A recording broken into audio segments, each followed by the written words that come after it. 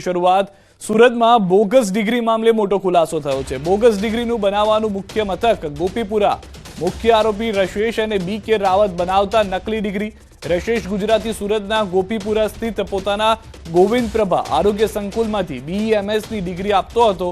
વર્ષ 2002 થી ધમધમે જે ગોપીપુરા સ્થિત ગોવિંદ પ્રભા આરોગ્ય સંકુલ, જે સંકુલમાંથી જ જોલાછાપ તબીબોને બનાવી આપવામાં આવતી હતી બોગસ ડિગ્રી। તો હાલમાં મહત્વની મોટી જાણકારી, રશેશના પહેલા પણ કોંગ્રેસ સાથે સંપર્ક હોવાના પણ ખુલાસા થયા છે। તે પહેલા પણ તેની સાથે અનેક અલગ અલગ રીતે ગુનાઓમાં સંડોવણી હોવાની પણ જાણકારી મળી છે, જેમાં ગર્ભપાતની પણ જાણકારી મળી છે। તો હાલમાં જે હોસ્પિટલ હતી તે હોસ્પિટલ અથવા તો જેને ખુદ રશેશે ઊભી કરેલી હતી તેવી ફેક યુનિવર્સિટીમાંથી તે આ ડિગ્રીઓ આપતો હોવાની પણ જાણકારી છે અને વર્ષ 2002 થી આ ધંધો તેનો ધમધમે છે। ગોપીપુરા સ્થિત ગોવિંદ પ્રભા આરોગ્ય સંકુલ જેને જોઈ રહ્યા છો આપ, તે સંકુલમાંથી જ જોલાછાપ તબીબોને બનાવી આપતો હતો આ બોગસ ડિગ્રી। વધુ માહિતી ન્યૂઝ 18 સંવાદદાતા કેતન પાસેથી મેળવીશું। કેતન, જેમ જેમ વધુ પૂછપરછ થઈ રહી છે, મોટા મોટા ખુલાસા થઈ રહ્યા છે, હાલમાં વધુ શું જાણકારી આ મુન્નાભાઈ એમબીબીએસ ને લઈને? જી, ચોક્કસથી વાત કરો તો મુન્નાભાઈ એમબીબીએસ ની વાત કરો તો પાંડેસરા પોલીસને મોટી સફળતા મળી। જે રશેશ ગુજરાતી નામનો ઇસમ જે 2019 ની અંદર કોંગ્રેસ નેતા તરીકે જાહેર થયો હતો અને ત્યારબાદ એવો કોંગ્રેસમાં સક્રિય નહીં રહેતા કોંગ્રેસમાંથી વિલંબિત કરવામાં આવ્યા હતા, પરંતુ એઓએ આ સુરત શહેરની અંદર 1200 થી 1500 લોકોને બોગસ ડોક્ટરની ડિગ્રીઓ જે એનાયત કરી છે, જે અંતર્ગત ઝોલછાપ ડોક્ટરોની હાલ સુરત શહેરની અંદર સંખ્યાઓ વધવા પામી છે, જેને ધ્યાનમાં લઈને સુરત પોલીસે પણ તવાઈ બોલાવી છે અને હાલ જે ગુજરાતીએ જે પાંડેસરા વિસ્તારની અંદર જે ચેક કર્યું તે અંતર્ગત પણ આજે ઝોલછાપ ડોક્ટરોની શટલો પણ તપોટપ બંધ થઈ જવા પામી હતી અને ખાસ કરીને આજે રશેશ ગુજરાતી છે એના વિરુદ્ધ સખત કાર્યવાહી કરવા માટેની પોલીસ પણ તજવીજ હાથ ધરી રહી છે। સખત પુરાવાઓ મેળવી અને આ રશેશ ગુજરાતી પર કાર્યો કસાઈ રહ્યો છે। ખાસ કરીને આજે રશેશ ગુજરાતી છેલ્લા 2002 થી આ પ્રમાણની જે બોગસ ડોક્ટરની ડિગ્રીઓ એનાયત કરતો હતો, આજ દિન સુધીની અંદર કરોડો રૂપિયા અને જે બેનામી છાપી નાખ્યા છે એના પર પણ હવે હાલ તપાસનો દોર ચાલી રહ્યો છે। જી ચોક્કસ સિદ્ધાર્થ, આભાર સમગ્ર માહિતી બદલ કેતન। તો હાલમાં હજી પણ તપાસ ચાલી રહી છે, અનેક મહત્વના ખુલાસાઓ હજી પણ થઈ શકે છે।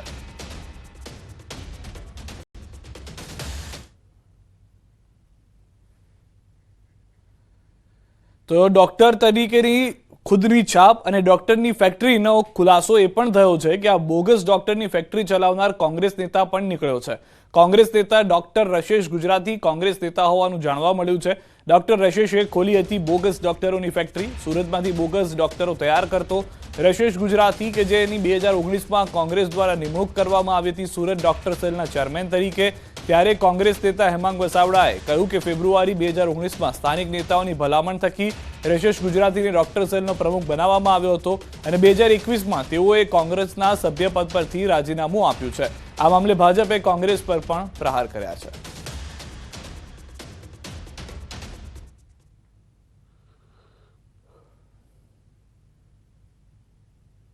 ફેબ્રુઆરી 2019માં સ્થાનિક નેતાઓની ભલામણ અને આખી જે પક્ષમાં નિમણૂકની પ્રક્રિયા હોય છે એ પૂરી કરીને એને નિમણૂક આપવામાં આવી હતી।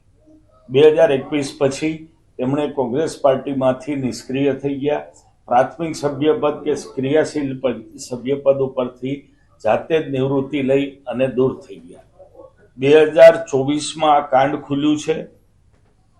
બોગસ ડોક્ટર તો શબ્દ થોડો મને એમ છે કે ઓછો છે, બોગસ ડોક્ટરોની ફેક્ટરી ચલાવતા હતા એ વાત સાચી છે।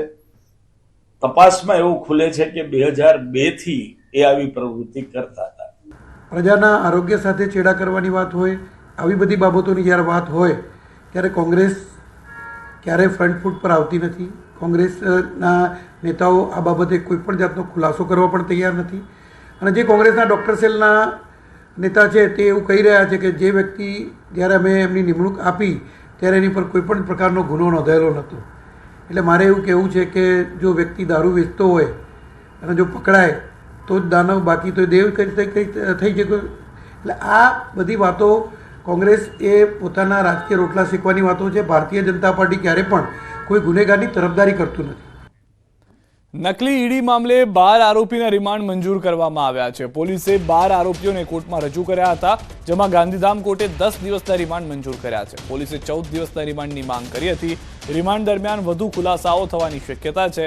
આજે સાંજે 4 વાગે પોલીસ આરોપીઓને લઈને ઘટના સ્થળે પહોંચી રિકન્સ્ટ્રક્શન માટે જશે. ટીમ હાલમાં જે જાણકારી મળી રહી છે તે પ્રમાણે રિમાન્ડ મંજૂર થઈ ચૂક્યા છે.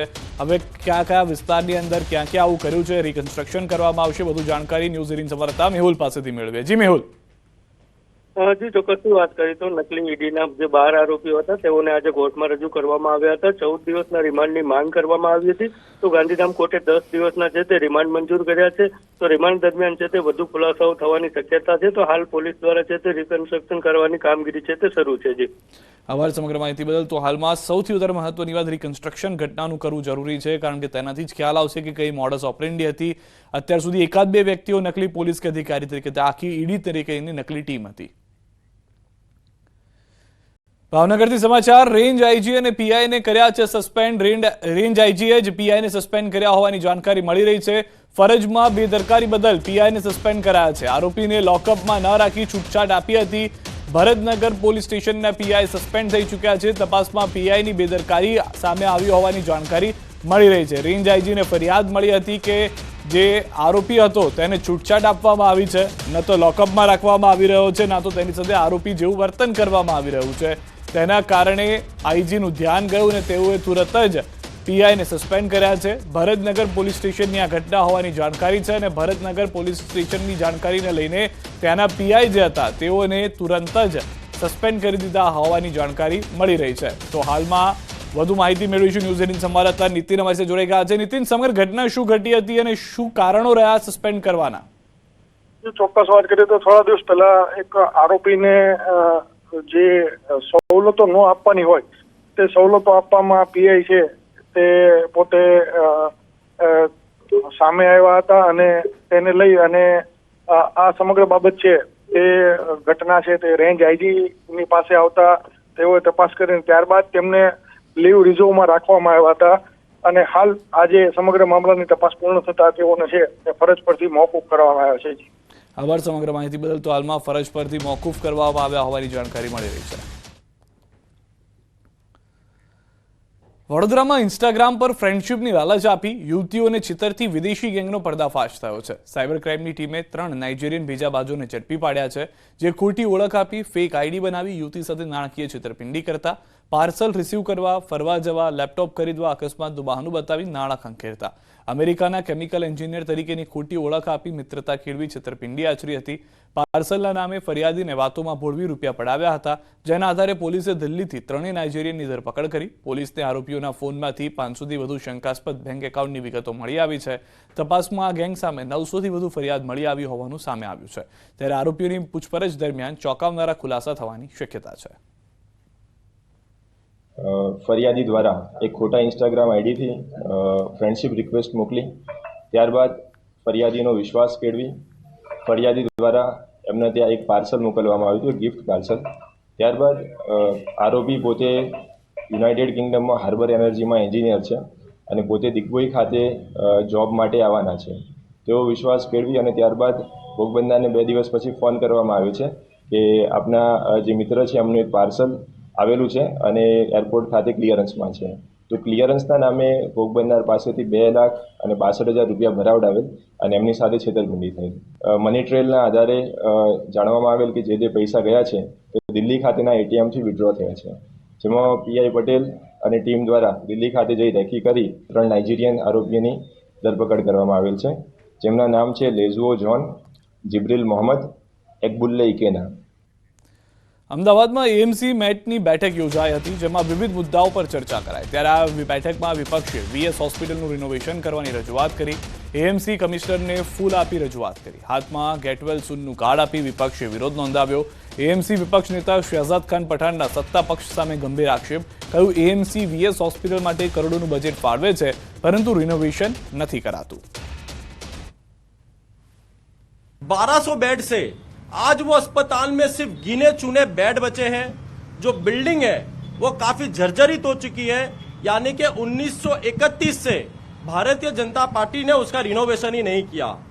लेकिन फिर भी शर्म की बात तो ये है कि भारतीय जनता पार्टी ने अहमदाबाद म्युनिसिपल कॉरपोरेशन में पिछले 4 वर्ष में 782 करोड़ रुपए का बजट वीएस अस्पताल के लिए रखा गया है। વિપક્ષના આક્ષેપોને AMC standing committee chairman Devang દાણીએ શહજાદ ખાન પઠાણના આક્ષેપોને ફગાવ્યા. તેમણે કહ્યું કે વિપક્ષ માત્ર ખોટા આક્ષેપો કરે છે. શારદાબેન બાદ વીએસ હોસ્પિટલનું પણ રિનોવેશન હાથ ધરવામાં આવશે.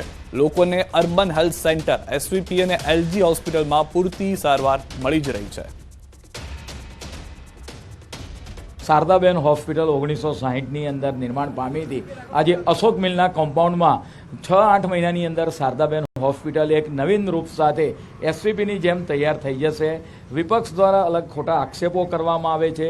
જે રીતે અમદાવાદ મહાનગરનું ડેવલપમેન્ટ થઈ રહ્યું છે એ રીતે લગભગ 12 જેટલા CHC સેન્ટરો ચાલે છે, જેની અંદર 30 બેડની આપણે વાત કરીએ કે ઇન્ડોર પેશન્ટ રહી શકે છે. રાજ્ય સરકાર દ્વારા તેની ગ્રાન્ટ પણ આપવામાં આવે છે. પોલીસ વિભાગમાં ખાલી પદોને લઈને મહત્વના સમાચાર. આગામી 4 સપ્તાહમાં ભરતી જાહેર કરાશે. ખાલી પડેલી 2000 જગ્યાની ભરતી કરાશે. રાજ્ય સરકાર વતી સરકારી વકીલ ગુરુશરણ વિકરે મુખ્ય ન્યાયાધીશની ખંડપીઠમાં આપી છે માહિતી. પાછલા 2 મહિનામાં કરેલી ભરતી અંગેની માહિતી પણ કોર્ટના ધ્યાને મુકાઈ.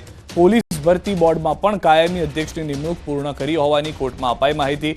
ખાલી પડેલી 4723 પ્રમોશનલ પોસ્ટ પૈકી 3717 પોસ્ટ પર પણ ઝડપી કાર્યવાહી કરવામાં આવશે. યુવાનો માટે સારા સમાચાર. હોમગાર્ડની આગામી દિવસોમાં 5000 નવી ભરતીઓ વધારવામાં આવશે. આ જાહેરાત ગુજરાત સરકારના અગ્ર સચિવ MK દાસ દ્વારા કરવામાં આવી છે. મહત્વનું છે કે આજે 62મો હોમગાર્ડ્સ અને નાગરિક સંરક્ષણ દિવસ છે, ત્યારે આ ખાસ દિવસની અમદાવાદ પોલીસના ઉચ્ચ અધિકારીઓ અને પોલીસના જવાનો દ્વારા ઉજવણી કરવામાં આવી હતી, જેમાં મુખ્ય મહેમાન તરીકે રાજ્ય સરકારના અગ્ર સચિવ MK દાસ હાજર રહ્યા હતા. તેમણે કહ્યું કે હોમગાર્ડ વિભાગને ટેકનોલોજી યુક્ત બનાવવા તાલીમનું આયોજન કરાયું છે, જ્યારે હોમગાર્ડ જવાનોની ઓનલાઈન હાજરી પણ શરૂ કરાઈ છે. ઘણા સમય પછી, ઘણા વર્ષો પછી આ વખતે અમે 5000 નવી જગ્યાઓ પર ભરતી કરી છે. આમાં જગ્યા વધારવામાં આવી છે અને શ્રી ભરત અગ્રવાલના નેતૃત્વમાં આ ફોર્સ ખૂબ સારું કામગીરી કરી રહ્યા છે. ફરીથી તમામ જવાનોને, અધિકારીઓને ખૂબ ખૂબ શુભેચ્છાઓ, અભિનંદન. સૌરાષ્ટ્ર યુનિવર્સિટીમાં વધુ એક છબરડો. પરીક્ષા વિભાગે છબરડાનો કર્યો ખુલાસો. હાલમાં વિદ્યાર્થીઓએ કર્યો છે આક્ષેપ. બી ફાર્મ સેમ 3ના રિઝલ્ટ 2 વખત ઓનલાઈન બહાર પાડ્યા. પહેલી વખત પાસ થયેલા વિદ્યાર્થીઓ બીજી વખતના પરિણામમાં ફેલ થયા. 3 વિદ્યાર્થીઓના પરિણામમાં વિસંગતતા. પરિણામમાં ભૂલ સામે આવતા વિદ્યાર્થીઓમાં જોવા મળ્યો રોષ. અગાઉ પણ યુનિવર્સિટીના પરીક્ષા વિભાગમાં છબરડાઓ સામે આવ્યા છે. ફાર્મસીમાં અભ્યાસ કરું છું. મારે પહેલા ઓનલાઈન રિઝલ્ટ પાસનું આવ્યું હતું ને, પછી થોડોક ટાઈમ પાછું ચેન્જ થઈને એમાં ફેલનું આવી ગયેલું છે. એ એક્ઝામના લીધે બીજી એક્ઝામો પણ મારે ન દેવા દે, એની પ્રોબ્લેમ એ આવતો હોય. એટલે મારી જોડે ઘણા છે આવા વિદ્યાર્થીઓ, 8-10 જણા છે કે જે 2 મહિના પહેલા ઓનલાઈન રિઝલ્ટ જાહેર થયું હતું એમાં પાસ હતું. હવે એ જ રિઝલ્ટ પાછું પરમ દિવસે જાહેર કરવામાં આવ્યું ત્યારે એમાં ફેલ લખેલા આવ્યું ને ક્યાંક ને ક્યાંક માર્કના ઘટાડા ને એવું બધું જોવામાં આવ્યું હતું. વિદ્યાર્થીઓના ભવિષ્ય સાથે ભાવિ ચેડા થઈ રહ્યા છે, કારણ કે વિદ્યાર્થીઓને પાસમાંથી જ્યારે ફેલના રિઝલ્ટ આવે ત્યારે આ એક ખૂબ જ ગંભીર બાબત કહેવાય. તો ખાસ કરીને યુનિવર્સિટી પ્રશાસને આની પર ધ્યાન આપવું જોઈએ. લગ્ન પ્રસંગમાં હાથ સાફ કરતી ચોર ટોળકીના મુખ્ય સૂત્રધારને પકડવામાં અમરેલી પોલીસને સફળતા મળી છે. હાલ લગ્ન ગાળામાં નજર ચૂકવી સોનાના દાગીનાની લૂંટ ચલાવનારને ઝડપી પાડ્યો છે, જેમાં અમરેલી, જૂનાગઢ અને આણંદ એમ કુલ 3 જિલ્લાની ચોરીનો ભેદ ઉકેલાયો છે. અમરેલીના ગણેશ પાર્ટી પ્લોટમાં ગત 25 તારીખે લગ્ન પ્રસંગમાં 2.63 લાખના દાગીનાની બેગની ચોરી થઈ હતી, જેની અમરેલી તાલુકા પોલીસમાં ફરિયાદ નોંધાઈ હતી. જેના આધારે પોલીસે અલગ અલગ ટીમો બનાવી સીસીટીવી ફૂટેજ તપાસ કરતા એક શકમંદને ઝડપી પાડ્યો હતો, જેની પૂછપરછ કરતા અમરેલી, જૂનાગઢ તેમજ આણંદ જિલ્લાની ચોરીની કબૂલાત કરી પોલીસે એમપીના રાજગઢના આરોપી વિકાસ સાચી પાસેથી 14.31 લાખનો મુદ્દામાલ રિકવર કરી વધુ તપાસ હાથ ધરી. ગણેશ પાર્ટી પ્લોટમાં એક લગ્ન પ્રસંગમાં એક ચોરીની ઘટના બની હતી, જેમાં 2,67,000ના જે દાગીના છે એ લઈને એક ગેંગના મેમ્બર્સ ફરાર થઈ ગયા હતા. અમે તપાસ કરતા હતા. આ જે ગેંગ છે એ રાજગઢ જિલ્લો મધ્યપ્રદેશની છે.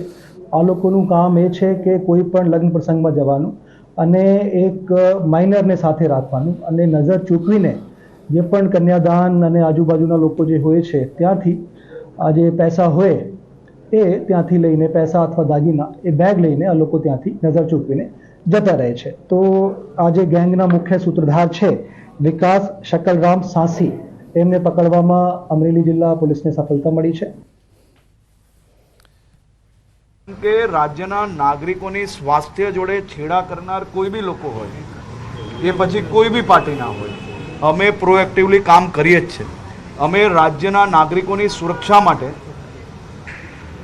કોઈ બી પ્રકારનું કામ હોય, તમે જોયું હશે કે સાબરકાંઠામાં બીઝેડ નામે ચાલતા જે પોન્જી સ્કીમ છે, કોઈ બી પ્રકારે કોઈ બી છૂટછાટ વગર, કોઈ બી ફરિયાદ વગર આ પ્રકારની જે જાણકારી પોલીસને પ્રાપ્ત થઈ તો ભૂપેન્દ્રભાઈ પટેલની સરકાર જ સાહેબ આ કામ કરી શકે. કોઈ બી વ્યક્તિ હોય, કેવા બી વ્યક્તિ હોય, પરંતુ રાજ્યના નાગરિકોને નુકસાન કરતા હોય તો કોઈ નાગરિકની ફરિયાદ વગર બી એના સ્કેમ ધ્યાન પર આવતા મુખ્યમંત્રી શ્રીના માર્ગદર્શનમાં કડકમાં કડક પગલાં CID ક્રાઇમ દ્વારા ભરવામાં આવ્યા છે. આ ભૂપેન્દ્રભાઈ પટેલની સરકાર છે. કોઈ બી હશે, કેટલાય મોટા હશે, રાજ્યના નાગરિકો જોડે નાગરિકોને કોઈ બી પ્રકારે અહિત કરતા હશે તો એને છોડવામાં નહીં આવે. તો સુરતમાં હર્ષ સંઘવીનું આ મહત્વનું નિવેદન છે, જેમાં તેઓએ એક વાત મહત્વની કરી છે કે BZ પોન્જી સ્કીમ, જેમાં કોઈ ફરિયાદ પણ નથી મળી, અમારી સુધી કોઈ વાત પણ નથી આવી, પરંતુ પોલીસ તરફથી જ્યારે ખ્યાલ આવ્યો કે આમાં નાગરિકોનું નુકસાન થવાનું છે ભવિષ્યમાં, તો તુરંત જ તેના ઉપર કાર્યવાહી કરવામાં આવી. હાલ રૂકેશ એક વિરામ માટે આપ જોડાયેલા રહો Gujarati number 1 news channel news 18 Gujarati સાથે.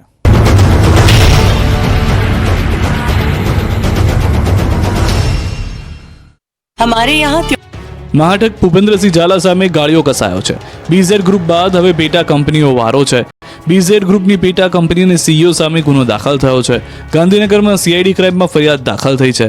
મહાટક ભૂપેન્દ્રસિંહ ઝાલાના BZ ગ્રુપના પેટા કંપનીઓ અને તેના CEO વિરુદ્ધ આ ફરિયાદ દાખલ થઈ છે, જેમાં RK એન્ટરપ્રાઇઝના CEO હરપાલસિંહ ભરતસિંહ ઝાલા, હરસિદ્ધિ ફાઇનાન્શિયલ સર્વિસના CEO અજયસિંહ પરમાર, KK એન્ટરપ્રાઇઝના CEO વિરુદ્ધ CID ક્રાઇમમાં ફરિયાદ નોંધાઈ છે. માસિક 1% લઈ 30% સુધીનું રોકાણ કરાવી રોકાણકારો સાથે ઠગાઈ કરવામાં આવતી હોવાનો આરોપ છે, જેમાં વિવિધ લોભામણી લાલચો આપી રોકાણકારો સાથે ₹50 કરોડની ઠગાઈ કરી હોવાનો પણ આરોપ છે. CID ક્રાઇમના PIએ ફરિયાદી બની ગુનો દાખલ કર્યો છે, તો ભૂપેન્દ્રસિંહ ઝાલા અને મુખ્ય એજન્ટ મયુર દરજી વિરુદ્ધ CID ક્રાઇમ દ્વારા વધુ એક ગુનો દાખલ કરાયો છે. ખેડાના કપડવંજના કમલેશ ચૌહાણે નોંધાવી છે ફરિયાદ. BZ ફાઇનાન્શિયલ સર્વિસમાં વિવિધ રોકાણ પર 3% થી 120% જેટલું ઊંચું વળતર આપવાનું.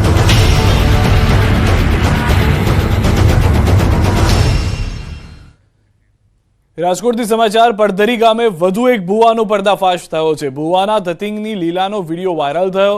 દોરા ધાગા કરી દાણા પીવડાવી ભ્રમિત કરતો હોવાનો આરોપ છે. પડધરી તાલુકાના ખામટા ગામે હકા દેવા સાનિયા નામના શખ્સ સામે આક્ષેપ થયા છે. રૂપિયા મેળવી દાણા જોઈ મહિલાને શોષણ માટે ધકેલતો હોવાનો આરોપ છે. ₹2000 થી 50,000ની ફી વસૂલતો હોવાનો આરોપ લાગ્યો છે. લોટના પૂતળા ઉતાર કરવો, લીંબુ મરચા, શ્રીફળની વિધિ કરાવતો હોવાનો આરોપ છે. વિજ્ઞાન જાથાએ ભુવાનો કર્યો ખુલાસો. ગાંધીગ્રામ પોલીસ સ્ટેશનમાં દુષ્કર્મની ફરિયાદ પણ ભુવાનું નામ ખોલ્યું. મેટોડા ગામના વિરમ સાનિયાએ મને બ્લેકમેલ કરીને મારા વિડીયો અને એના વિરુદ્ધ મેં ફરિયાદ કરેલી છે. એને મને એના ખામટાના ભુવો છે, મચ્છોમાના ભુવો કરીને અક્કાભાઈ જેવાભાઈ સાનિયા કરીને નામ છે. એને વિરમે મને એની સાથે કોન્ફરન્સમાં વિરમે વાત કરી. એ ભુવાએ મને એમ કીધું કે હું તમને કહે ને મારા વિરમ સાથે લગ્ન કરાવીશ, અને એવું વિરમ મને બ્લેકમેલ કરીને કહેતો હતો કે તું એ ભુવા હારે વાત કર અને એ ભુવો જેમ કહે ને એમ તારે આ બધી હા પાડ દેવાની, કે આને માથું દુખે છે. મને એવું કીધું કે આને તારા માટે માથાનો દોરો કરવાનો છે, એમ કરીને એ ભુવાને વાત કરી.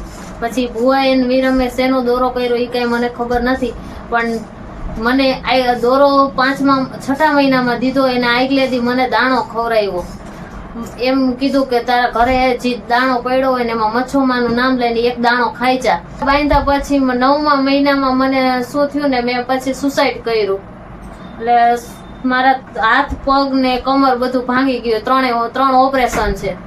અને પછી ઓપરેશન માં લઈ ગયા ને ત્યારે પછી ડોક્ટરે એને દોરો કાપી નાખ્યો. પછી મને કઈક ભાન છે ને પછી અમે એના વિરુદ્ધ કાર્યવાહી કરવા માંગી છીએ.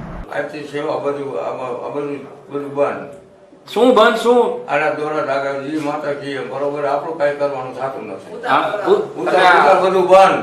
પછી માથું મટાડતા હતા એનું શું હતું? માથાનો ઉપચાર કરતા હતા બંધ. બરોબર, દોરા આપતા હતા, દોરા ધાગા બધું બંધ. અને રાજકોટ ગાંધીગ્રામ વિસ્તારની અંદર જે દુષ્કર્મની ફરિયાદ છે એમાં પણ આ ભુવાની સામેલગીરીની માહિતી મળી હતી. તે સંબંધી તપાસ કરતા આ હકીકતની અંદર ભુવા અકાભાઈ દેવાભાઈ કે જેઓ માતાના મઢની અંદર જોવાનુંને દુઃખ દર્દ બટાડવાનું કામ, દોરા બાંધવાનું કામ કરતા હતા અને એડવાન્સની અંદર 2000 રૂપિયાની માગણી પણ કરી હતી અને 2000 રૂપિયા સ્વીકાર્યા પણ હતા. સમગ્ર ઘટનાની માહિતી છે અને પુરાવા મળી જતા વિજ્ઞાન જાથાએ ઉચ્ચ અધિકારીઓને જાણ કરી પડતરી પોલીસ સ્ટેશનની મદદથી આજરોજ 1259માં સફળ પર્દાફાશ કર્યો હતો. આ તરફ જામનગરનું વર્ષો જૂનું જર્જરિત બસ સ્ટેન્ડ મુસાફરો માટે જાણે મોતનું બસ સ્ટેન્ડ બન્યું હોય તેવા દ્રશ્યો સામે આવ્યા છે. વર્ષ 1970માં બનેલું જામનગરનું બસ સ્ટેન્ડ ખખડધજ બનતા મુસાફરોમાં રોષ વ્યાપ્યો છે. મહત્વનું છે કે રાજ્યના વાહન વ્યવહાર મંત્રી હર્ષ સંઘવી નવા બસપોર્ટ માટેનું ખાતમુહૂર્ત માર્ચ મહિનામાં કરી ગયા હતા, પરંતુ સ્થાનિકોની અનેક વખત રજૂઆત છતાં બસ સ્ટેશનના નવીનીકરણનું કામ હજી સુધી શરૂ ન થતા મુસાફરોના માથે મોત જળુંબી રહ્યું છે. ત્યારે શું તંત્ર કોઈ દુર્ઘટનાની રાહ જોઈ રહ્યું છે તેવા સવાલો લોકમુખે ચર્ચાઈ રહ્યા છે. જામનગર શહેરમાં આવેલું બસ સ્ટેશન ઘણા સમયથી જર્જરિત હાલતમાં છે. તે નવીનીકરણની રાહ જોઈ રહ્યું છે, પરંતુ અહીં નવીનીકરણ નથી થઈ રહ્યું. જે પ્રકારના દ્રશ્યો આપ જોઈ રહ્યા છો, આ જામનગર બસ સ્ટેશનની અંદર પ્રવેશતાની સાથે જ જાળીઓ દેખાય છે, જર્જરિત છત છે અહીં જોવા મળી રહી છે. બસ સ્ટેશનની હાલત છે એ ખૂબ જ દયનીય છે. જે પ્રકારના દ્રશ્યો હું દેખાડવા માંગીશ, અહીં જે બસ સ્ટેશન છે તેનું ઉદ્ઘાટન કરાયું હતું 13 જાન્યુઆરી 1970ના રોજ ચીમનભાઈ પટેલ જ્યારે વાહન વ્યવહાર મંત્રી હતા ત્યારે અહીં આ બસ સ્ટેશનનું લોકાર્પણ કરાયું હતું. આજે અનેક ઘણો સમય વીતી ગયા છતાં પણ જર્જરિત હાલતનું આ જે બસ સ્ટેશન છે, બસ સ્ટેશનની હાલત કફોડી છે. વિદ્યાર્થીઓ પણ આવતા હોય છે, વિદ્યાર્થીઓ સાથે વાત કરીશું. શું કહેશો, જામનગરનું બસ સ્ટેશન કેવું છે અત્યારે? અત્યારે ફૂલ જર્જરિત હાલતમાં છે ને અત્યારે પોળા પડવાની નામ કેન્ટીનમાં પોળા હમણાં પડ્યા હતા ને જલ્દી તાત્કાલિક બને એવું વિનંતી. આમ જલ્દી તાત્કાલિક બનવું છે. શું કહેશો, ક્યાંથી આવો છો અને બસ સ્ટેશનની હાલત કેવી છે? આંબરા ગામ બસ સ્ટેશનની હાલત બહુ ખરાબ છે, પોળા પડે છે ને બસ પણ મોડી આવે છે. બસ પણ મોડી આવે છે ને ઉપરથી પોળા પણ પડે છે. ક્યાંથી આવો છો? સિંગજ. કાયમી અપડાઉન કરો? હા. કેવી પરિસ્થિતિ છે બસ સ્ટેશનની અંદર? કેટલું જૂનું છે બસ સ્ટેશનમાં? અમુક જગ્યાએ આમ પોળા પડવાની ઈચ્છા, બહુ જૂનું છે આમ તો. ખૂબ જૂનું છે. શું કહેશો, બસ સ્ટેશનમાં આવો તો કેવી બીક લાગે? બીક ખૂબ લાગે છે, આ પડવાની બીક લાગે છે ને આ નવું બને તેવી વિનંતી. નવું બને તેવું લોકો ઈચ્છી રહ્યા છે, કારણ કે જામનગરનું બસ સ્ટેશન છે એ 1970માં બન્યું હતું ને ત્યારે જ્યારે લોકાર્પણ થયા બાદ અનેક વર્ષો વીતી ગયા બાદ પણ જે જર્જરિત હાલતમાં બસ સ્ટેશન છે, આ બસ સ્ટેશનનું તાજેતરમાં જ રાજ્યના વાહન વ્યવહાર મંત્રી હર્ષ સંઘવી છે એ 14 માર્ચ 2024ના જે ખાતમુહૂર્ત છે તે કરી ગયા હતા અને વાયદો આપી ગયા હતા, પરંતુ આ વાયદો ક્યારે પૂરો થાય છે તે જોવો રહ્યો. કારણ કે અહીં અનેક મુસાફરો છે, વિદ્યાર્થીઓ છે જે ડેઈલી અપડાઉન કરે છે અને એસટી બસમાં મુસાફરી કરે છે, ત્યારે બસ સ્ટેશનની અંદર જ આવતા જાણે માથે મોત જમતું હોય એ પ્રકારના દ્રશ્યો સામે આવી રહ્યા છે. ત્યારે તાત્કાલિક નવીનીકરણ માંગતું આ બસ સ્ટેશનનું ખાતમુહૂર્ત કરાયું, પરંતુ પાયો ક્યારે ખોદાશે એ એક મોટો પ્રશ્ન છે. કેમેરામેન મનસુખ રામોલિયાની સાથે Kinjal Katariya, news 18 Gujarati, Jamnagar. Bus station હાવ ભંગાર હાલતમાં છે. ચોમાસામાં તો માણસ કોઈ બેસી નથી શકતા, એટલું પાણી અહીં ભરાય છે. ના સાહેબ, અત્યારે બસ સ્ટેન્ડની હાલત તો શું છે, બહુ ગંભીર હાલત છે કે જે બનાવવું પડે એવી શક્યતા છે, પણ બનાવી છે કે આ લોકોને કઈ ખબર નથી પડતી. આજથી રાજ્યવ્યાપી કૃષિ મહોત્સવનો પ્રારંભ થયો છે, ત્યારે વલસાડ જિલ્લામાં પણ આજથી રવિ કૃષિ મહોત્સવનો આરંભ થયો. રાજ્યના નાણામંત્રી કનુભાઈ દેસાઈએ પારડીમાં કૃષિ મહોત્સવનો આરંભ કરાવ્યો. આ રવિ કૃષિ મહોત્સવમાં નાણામંત્રી દ્વારા લાભાર્થી ખેડૂતોને લાભ એનાયત કરવામાં આવ્યા હતા.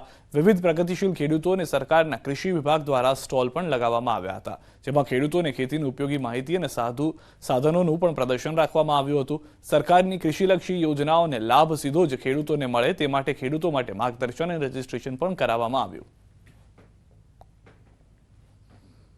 ખેડૂતોને ખેતીમાં કેવી રીતે આધુનિકરણ થઈ શકે, કેવી રીતે યાંત્રિકરણ થઈ શકે અને વધુમાં વધુ ઈલ્ડ પ્રાપ્ત કરીને આપણે પ્રાકૃતિક ખેતી પણ કરી શકીએ એ માટેના આયોજનો થઈ રહ્યા છે અને તેમાં દરેક ખેડૂતને જે જરૂરી સહાય છે એ સહાય કરવાનો પણ સરકારે કૃત નિશ્ચય કર્યો છે.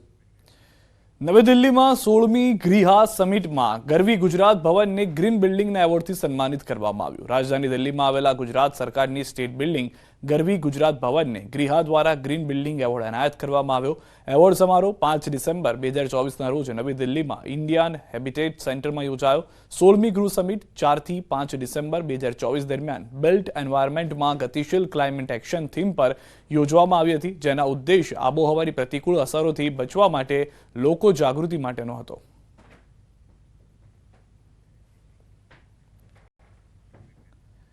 અમદાવાદના કાલુપુર વિસ્તારમાં પરીરાઇઝે નવી સ્કીમ લોન્ચ કરી છે. હવે પરીરાઇઝના 30 કિલોના પેકેટમાંથી કેશ પ્રાઇઝ મળશે. દહેરાદૂની બાસમતી રાઇઝમાં આ પ્રકારની સ્કીમ આપવામાં આવી છે, જેમાં સુપર 1 બાસમતી, દુબાર બાસમતી અને સુપર બાસમતીના 30 કિલોના પેકેટમાંથી કેશ પ્રાઇઝ મળશે. અમદાવાદ સહિત ગુજરાતમાં પરી રાઇસ મોટું માર્કેટ ધરાવે છે. અમદાવાદના કાલુપુર વિસ્તારમાં આવેલા Shah Thakarsinh Tribhuvandas wholesale grain merchant પર પરી રાઇસ મોટું ડિસ્ટ્રીબ્યુશન સેન્ટર છે, જ્યાં ડીલર અને ડિસ્ટ્રીબ્યુટરની સાથે પરી રાઇસ કંપનીના મેનેજરે માર્કેટમાં લોન્ચિંગ ઓફર મૂકી છે.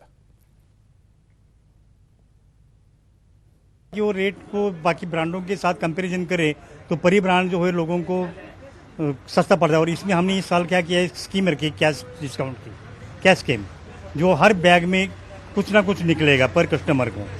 उसमें 50 મિનિમમ 50 મેક્સિમમ 500 તક નીકળી જાય. અને એની અંદર એક સ્કીમ મૂકેલી છે કસ્ટમર માટે, ગૃહિણીઓ માટે કે મિનિમમ 50 રૂપિયા અને મેક્સિમમ 500 રૂપિયા એમાંથી કેશ